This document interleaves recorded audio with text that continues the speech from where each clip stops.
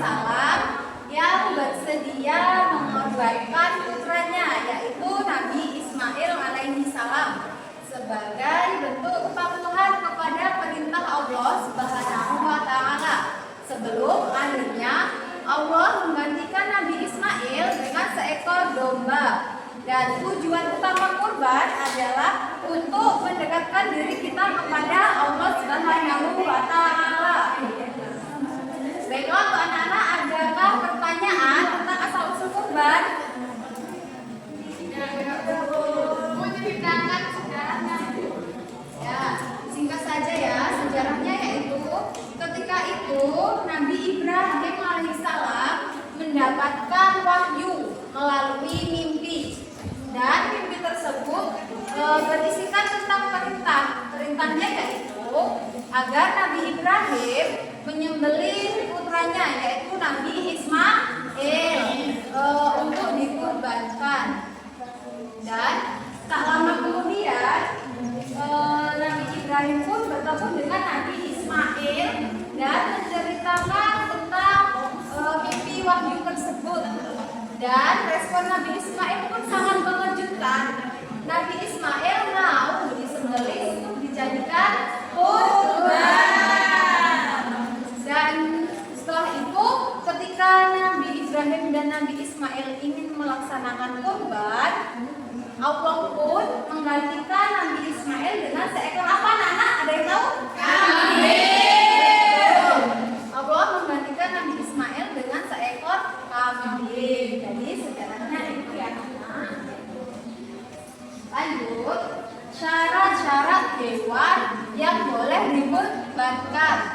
Yang pertama itu hewan ternak. Yang kedua, hewan yang cukup umurnya. Untuk domba umurnya 6 bulan. Untuk kambing 1 tahun. Untuk sapi 2 tahun. Untuk unta yaitu umurnya 5 tahun. Syarat hewan kurban yang ketiga yaitu tidak cacat atau sehat. Yang keempat yaitu milik sendiri. Selanjutnya, manfaat kurban. Yang pertama, manfaat spiritual yaitu untuk mendekatkan diri kita kepada Allah Subhanahu wa Ta'ala dan memberikan harta kita yang terbaik. Yang kedua, mengasah keikhlasan. Maksudnya yaitu memberikan harta kita yang terbaik. Yang ketiga yaitu manfaat sosial. Yang keempat, manfaat ekonomi.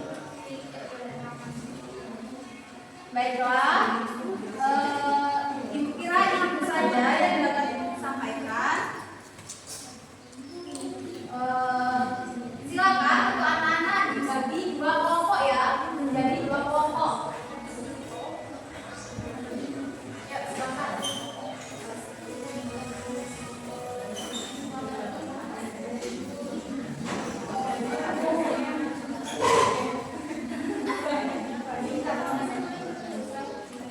Ini untuk kelompok pertama, ya Bu. Ya. Ini untuk kelompok kedua. Baik, Bu.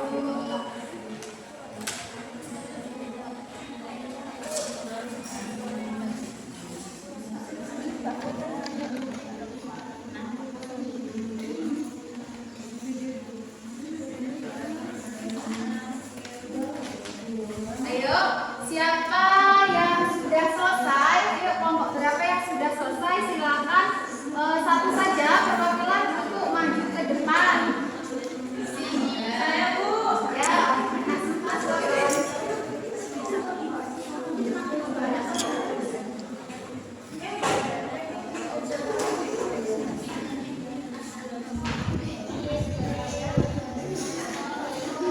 Yang pertama tujuan utama berkurban adalah mendekatkan diri kepada Allah Subhanahu wa Ta'ala. Allah sebagai bentuk ketaatan dan kepasrahan atas perintahnya. Selain itu, berkurban juga memiliki tujuan sosial, yaitu yang pertama meneladani ketaatan Nabi Ibrahim alaihissalam dan Nabi Ismail alaihissalam dalam menjalankan perintah Allah. Yang kedua, menunjukkan rasa kepedulian dan solidaritas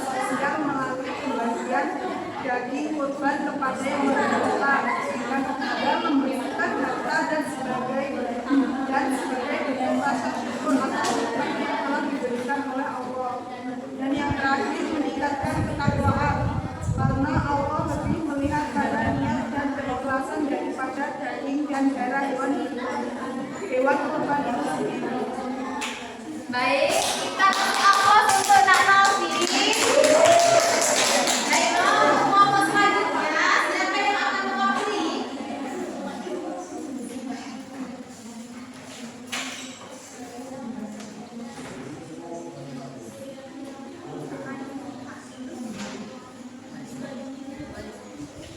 Soalnya seekor unta atau sapi dapat dikorbankan untuk